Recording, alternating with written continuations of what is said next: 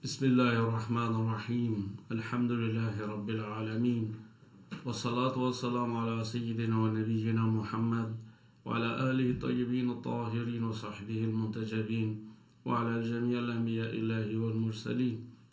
Me emrin e Allahut, të gjithë mëshirshit, mëshirëplotit, falënderimet më të sinqerta janë për Allahun e madhruar, paqja e bekimet e Allahut qofshin mbi profetin Muhammed, mbi familjen e tij të pastër, mbi shokët e tij të zgjedhur dhe mbi të gjithë të dërguarit dhe profetët e Allahut të madhruar. Të dashur vëllezër dhe motra, ju përshëndes me përshëndetjen e bukur islame. Selamu alaikum wa rahmatullahi wa barakatuh. Paqja, bekimet, mirësia dhe mëshira e Allahut qofshin mbi ju. Në ajetin 97 të surës Nahl, Allahu i madhruar thot: Bismillahirrahmanirrahim. Man amila salihan min dhakarin aw untha wa huwa mu'minun فلنحيينه حياة طيبة ولنجزينهم أجرهم بأحسن ما كانوا يعملون. Cilin do mashkull apo femër që kryen vepra të mira duke qenë besimtar, ne do ta bëjmë që të kalojë jetë të bukur dhe do ta shpërblejmë sipas veprave më të mira që ka bërë. Për sot do të flasim për rreth temës kënaqësia, thesari që nuk shtërron. Kënaqësia është një virtyt i lartë shpirtëror, për të cilin flet Kurani i shenjtë dhe hadithet e bekuara të ardhur nga profeti Muhammed dhe ehli bejti i tij i pastër. Pra, kënaqësia nuk është ose nuk ka kuptimin që të heqësh dorë nga përpjekja apo përmirësimi i jetës, por ka kuptimin të jesh i lumtur dhe i mjaftuar me atë që Allahu ka caktuar për ty. Kënaqësia e çliron njeriu nga lakmia dhe nga ankthi. Ajo i jep atij paqe në mendje dhe e bën të përqendrohet në qëllimet më të larta, si morali, devotshmëria dhe përgatitja për jetën e përtejmen. Kënaqësia është çelës për edukimin e vetes dhe për ndërtimin e një jete të ndershme, të qetë dhe dinjitoze. Kënaqësia është një cilësi fisnike që shpreh dinjitetin e shpirtit, ndershmërinë e ndërgjegjes, bujarinë e karakterit dhe tregon pastërtinë e brendshme të njeriut. Fjala kënaqësi në arabisht qana'a në kuptimin gjuhësor do të thotë të jesh i kënaqur me ndarjen, pra me atë që të është saktuar, pa me atë pjesë që të është saktuar, me atë të jesh i kënaqur. Kanë thënë se kënaqësia është mjaftimi me pak nga gjërat e kësaj bote që i nevojiten njeriut. Gjithashtu, thuhet se kënaqësia pra ka kuptimin që një njeri pra ishte, është dhe mbetet gjithmonë pra i kënaqur me atë që i është caktuar. Pra, në kuptimin gjuhësor, kënaqësia do të thotë të jesh i kënaqur pra me atë që të është ndarë, që të është caktuar. Dhe ky kuptim përputhet edhe me domethënien e saj fetare. Në aspektin fetar, kënaqësia nënkupton që njeriu të jetë i kënaqur me atë që i ka caktuar Allahu për gjërave materiale, që do të thotë se njeriu, nëse nuk ka mundësi të përparoj nga ana financiare për shkak të rrethanave apo kapacitetet të tij, atëherë le të kënaqet me atë që ka, derisa Allahu t'i hapi një derë të re dhe të mos drejtohet ka harami, ka ndaluara por të mjaftohet pra me atë halal dhe të lejueshme që Allahu i ka caktuar atij në këtë jetë. Kënaqësia nuk vlen për gjëra shpirtërore dhe morale. Islami i nxit muslimanët që të garojnë në çështjet shpirtërore, siç janë dituria, besimi, devotshmëria dhe virtytet e mira të larta morale. Allahu i lartësuar në surën Mutaffifin, ajeti 26 thotë, dhe për këtë le të garojnë ata që garojnë, pra të garojnë për gjërat të mira, për dituri, për vlera morale, për devotshmëri, për besim. Pra kënaqësia është e vlefshme për anën materiale që njeriu të jetë i kënaqur me atë pjesë materiale që i është caktuar nga Allahu i madhëruar, dhe jo për çështje shpirtërore. Njeriu gjithmonë duhet të jetë pra në garë që të ngrihet sa më lart nga ana shpirtërore dhe të ngjisë shkallët e përsosmërisë për të afruar tek Allahu i madhëruar, sepse çështjet shpirtërore, pra besimi, morali, devotshmëria, virtytet, ato e afrojnë njeriu me Allahun fuqiplot. Ndërsa në surën Bekare, Allahu i madhëruar thotë dhe furnizohuni, sepse furnizimi më i mirë është devotshmëria. Pra duhet që të garojmë për devotshmërinë në çdo ditë. Imam Aliu, paqja qoftë mbi të, ka thënë, nëse me patjetër do të garoni, atëherë garoni në virtytet e lavdëruara. Kanë thënë se kënaqësia është që të mjaftohesh me aq pasuri sa të mbulosh nevojat dhe jetesën e thjesht dhe të mos merakosesh për atë që është më tepër se ajo që të është caktuar. Kurani i shenjtë, që është sqarues për gjithçka, shërues, udhëzues, udhërrëfyes, dritë, ai na flet edhe për këtë virtyt të lartë të kënaqësisë.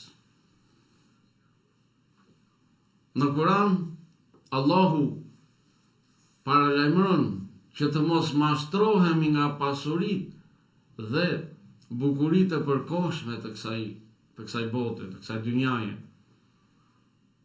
Allahu na thotë se vlera e vërtet qëndron te ajo që është e qëndrueshme dhe shpirtërore. Në ajetin 85 të surës Tobe, Allahu i madhëruar thotë: ولا تعجبك أموالهم وأولادهم إنما يريد الله أن يعذبهم بها في الدنيا وتزهق أنفسهم وهم كافرون. Dhe mos të të mahnitin pasuritë dhe fëmijët e tyre. Allahu dëshiron t'i ndëshkojë ata me topa, me pasuritë dhe me fëmijët në këtë jetë dhe t'u dalin shpirtat atyre ndërsa janë jo besimtarë. Pra, është një këshill, një porosi për të gjithë ne që mos t'i hedhim syt tek pasuritë e të tjerëve, as dhe një por të jemi të kënaqur me atë që kemi. Dhe të falenderojmë Allahun me atë që na ka dhënë. Ndërsa në ajetin 131 të surës Taha, Allahu i madhëruar thotë: dhe mos i drejto syt nga ajo që u kemi dhënë disa palëve prej tyre si zbukurim të jetës së kësaj bote për t'i sprovuar me të. Ndërsa furnizimi i Zotit tënd është më i mirë dhe më i qëndrueshëm. Përsëri pra, ky ajet na udhëzon, na këshillon, na porosit që të mos i drejtojmë sytë tanë nga ajo që kanë të tjerët, të pasuritë të tjerëve. Se Allahu thot ajo si zbukurim i kësaj jetës për t'i sprovuar ato. Por Allahu thot se furnizimi i Zotit tënd është më i mirë dhe më i qëndrueshëm. Allahu është dhënësi, është dhuruesi, furnizuesi. Në vend që të shohim pasuritë të tjerëve, le t'i drejtojmë Allahut që ai të na furnizojë, të na mirësojë, të na begatojë, të na japi pra mirësi e begati më të mira se sa ato që ju ka dhënë të tjerëve. Sepse ne duke hedhur shikimin tek pasuritë e tjerëve, do të na mbuloj ajo brenga, mërzitja. E fillon dhe shejtani me ato vezveset e tij, për shpëritjet e tij pastaj. Larg qoftë, ndoshta bëjmë edhe diçka edhe më të madhe duke u larguar nga rruga e Allahut, duke menduar edhe keq për Allahun, duke thënë pse i jep atij nuk më jep mua pastaj. Se fillojnë to përshpëritjet e djallit, pastaj fillojnë atë misionin e tyre. Prandaj Zoti na thotë që ne kurrë mos i drejtojmë syt nga ato që kanë njerëzit, por gjithmonë t'i drejtohemi Allahut, t'i kërkojmë atij që të na furnizoj, të na mirësoj, të na begatoj me të mirat e tij të pafundme, që janë të qëndrueshme, të dobishme, si në këtë jetë, ashtu edhe në jetën tjetër. Edhe hadithet e bekuara nga të ardhura nga profeti Muhammed dhe imamët e Ehli Bejtit të pastër na mësojnë se ai njeri që kënaqet me pak është më i pasur se çdo kush, sepse pasuria e shpirtit është më e madhe se ajo pasuria materiale. Pasuria shpirtërore është e qëndrueshme. Pasuria materiale është e zhdukshme. Sot e ke, nesër ndoshta nuk e ke. Profeti Muhammed sallallahu alaihi wa alihi ka thënë, kënaqësia është një thesar që nuk mbaron. Pra të qeni të kënaqur me atë që të ka dhënë Allahu është një thesar që nuk mbaron. Nuk mbaron kurrë. Imam Aliu, paqja qoftë mbi të, ka thënë, ai që është i kënaqur është i pasur, edhe nëse ka uri dhe është i zhveshur,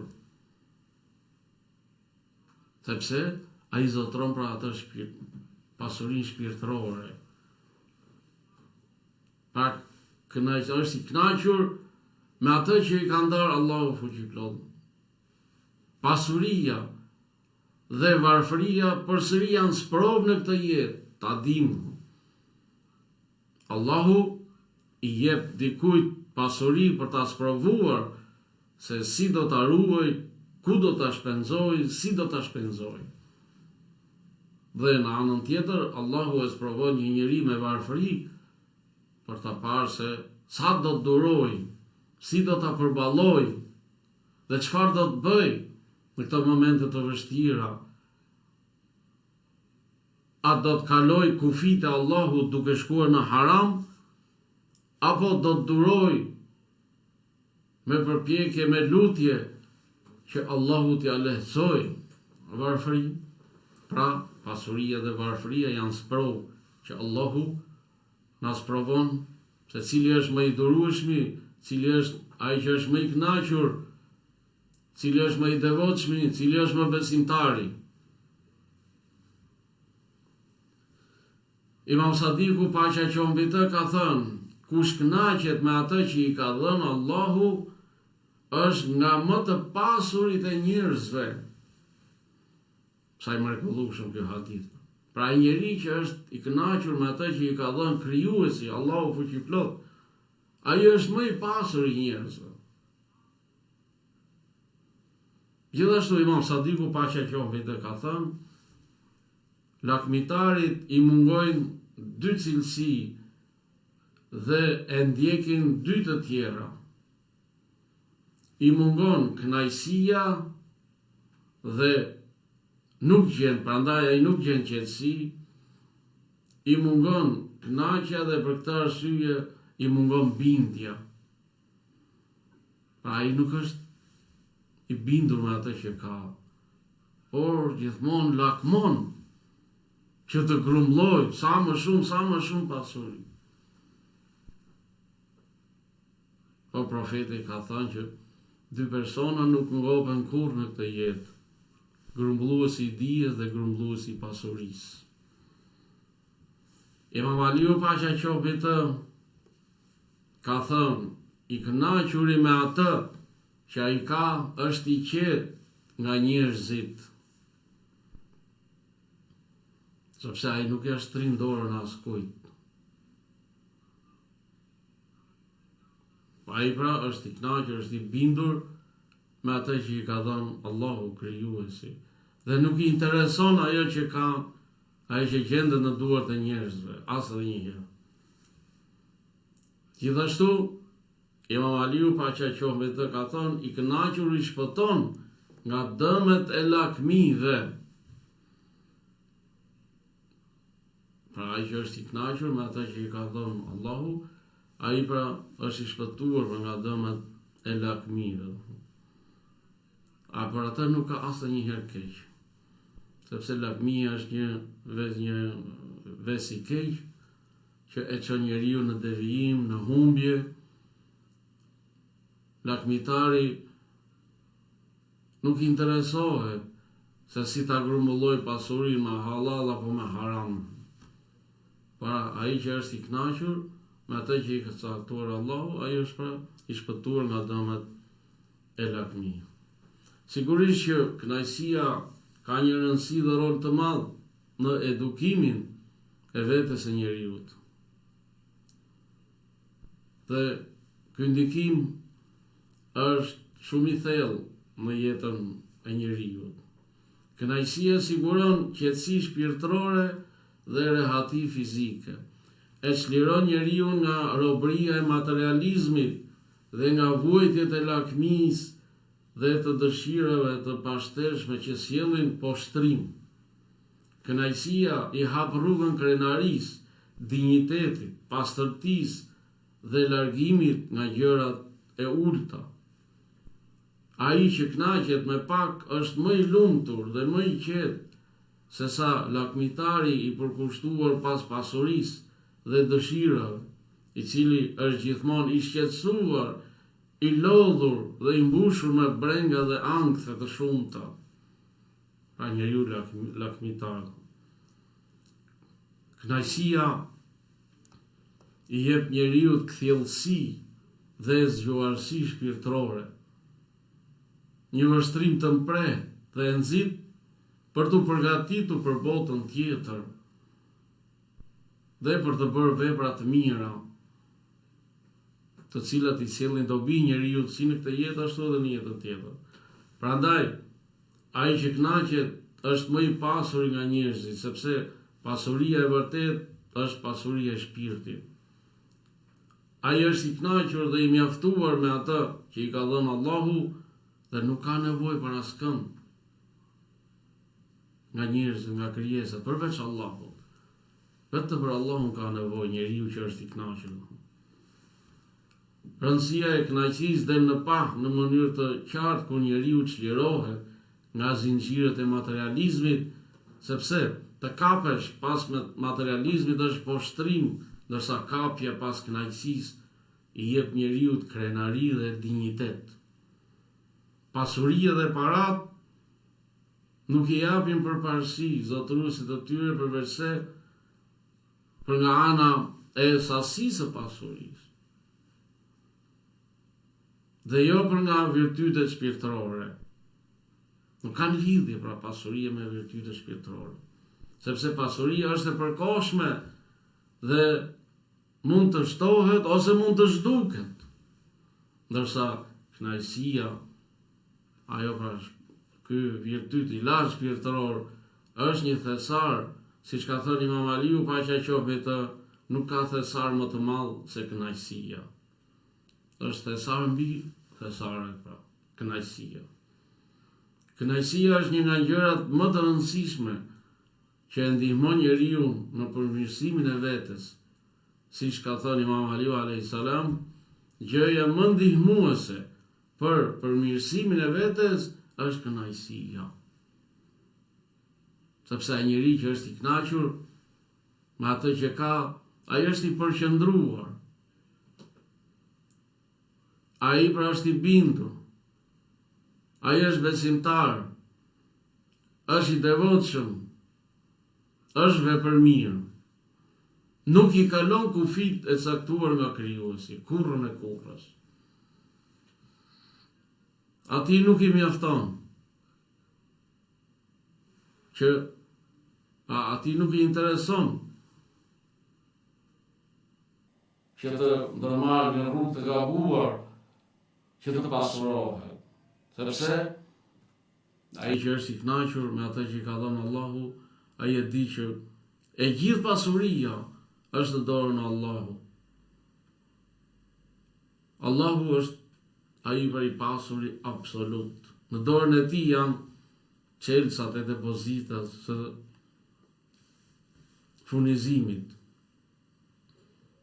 Prandaj në surën Nur në ajetin 32, Allahu i madhruar thot: "In yakunu fuqara yughnihumullahu min fadli wallahu wasi'un alim." E nëse ata janë të varfër, Allahu i pasuron ata. Dhe Allahu pra është ai dhënësi i madh, që në dorë të tij janë gjithçka, e gjithë pasuria. Prandaj duhet që të gjithë të jemi të kënaqur me atë që na ka dhënë Allahu i madhruar. Por kjo nuk do të thotë që ne të mos përpiqemi